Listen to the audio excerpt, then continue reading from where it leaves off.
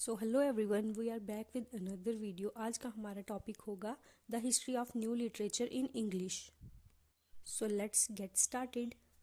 ये जो टर्म है न्यू इंग्लिश, इसका मतलब है कि जो रीजनल और नेशनल वैरायटीज़ हैं इंग्लिश लैंग्वेज की, जो उन जगहों पे यूज़ की जाती है जहाँ पे English as a mother tongue use की जाती है मेजॉरिटी ऑफ पॉपुलेशन के द्वारा। ये जो टर्म है न्यू इंग्लिश, ये सबसे पहले ब्रज बी काचरू ने ये टर्म दी थी। उन्होंने जो मॉडल तैयार किया था इसका, वो 3 ग्रुप मॉडल था, जिसमें सबसे पहले था ENL, सेकंड था ESL, थर्ड था EFL। ENL का मतलब English as a native language, ESL means English as a secondary language, EFL means English as a foreign language. First है English as a native language. इसमें वो लोग आ गए जो इंग्लिश स्पीकिंग कंट्रीज़ में रहते थे और उनकी इंग्लिश जो थी वो मदर टंग थी, और ये जो इनकी प्राइमरी लैंग्वेज थी इंग्लिश, और मेजॉरिटी ऑफ पॉपुलेशन जो है कंट्री की वो ये इंग्लिश लैंग्वेज यूज़ करती थी, जैसे कि यूनाइटेड स्टेट्स होगी, यूनाइटेड किंगडम हो गई और ऑस्ट्रेलिया। अब है English as a secondary language. ये वो लोग इसको यूज़ करते थे जो नॉन नेटिव स्पीकर्स होते थे, सॉरी होते थे नहीं, होते हैं।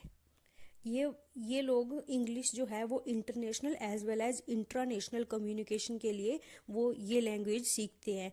जैसे कि कंट्रीज़ आ गई, इंडिया आ गई, नाइजीरिया आ गई, सिंगापुर आ गई, यहाँ के जो लोग होते हैं यहाँ पे English as a secondary language use की जाती है हमारी कंट्री में। अब थर्ड आ गया EFL, English as a foreign language.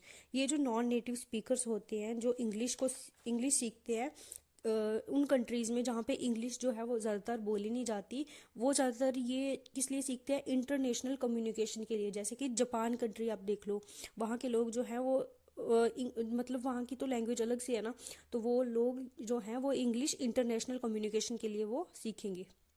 1988 में ब्रज बी काचरू ने एक और मॉडल बनाया जिसको 3 circle model of world English बोला गया। उन्होंने 3 सर्कल ऐसे बताए जिसके अंदर अलग अलग इंग्लिश स्पीकर्स जो थे उनको क्लासिफाई किया गया। फर्स्ट आ गया हमारा इनर सर्कल, सेकंड आ गया आउटर सर्कल, थर्ड आ गया एक्सपेंडिंग सर्कल। इनर सर्कल में फिर से वही लोग आ गए जो इंग्लिश को as a mother tongue use करते थे, जहाँ पे इंग्लिश जो है वो फर्स्ट लैंग्वेज की तरह यूज़ की जाती थी। कंट्रीज़ आ गई, जैसे कि जो इनर सर्कल में कंट्रीज़ इंक्लूड की जाती हैं वो है USA, UK, Canada, Australia and New Zealand. अब सेकेंडली हमारा आ गया आउटर सर्कल। आउटर सर्कल में वही आगे जो लोग इंग्लिश को एज अ सेकेंडरी लैंग्वेज सीखते थे for international as well as international communication के लिए। आउटर सर्कल में जो कंट्रीज इंक्लूड हुई वो है Malaysia, Singapore, India, Ghana, Kenya and others. अब थर्ड आ गया था एक्सपेंडिंग सर्कल। एक्सपेंडिंग सर्कल में उन टेरिटरीज को रेफर किया गया जहाँ पे इंग्लिश जो है वो एज अ फॉरेन लैंग्वेज सीखी जाती थी। वहाँ पे ये लोग जो थे वो इंटरनेशनल कम्युनिकेशन के लिए इसको सीखते हैं, इस लैंग्वेज इंग्लिश लैंग्वेज को सीखते हैं। जो कंट्रीज एक्सपेंडिंग सर्कल में आती है वो है चाइना, ग्रीस, जापान, पोलैंड और बाकी सारी कंट्रीज़। इंग्लिश लैंग्वेज की ग्रोथ की वजह से ये जो इंग्लिश लैंग्वेज है ये एक नेसेसिटी बन गया आज के ज़माने में।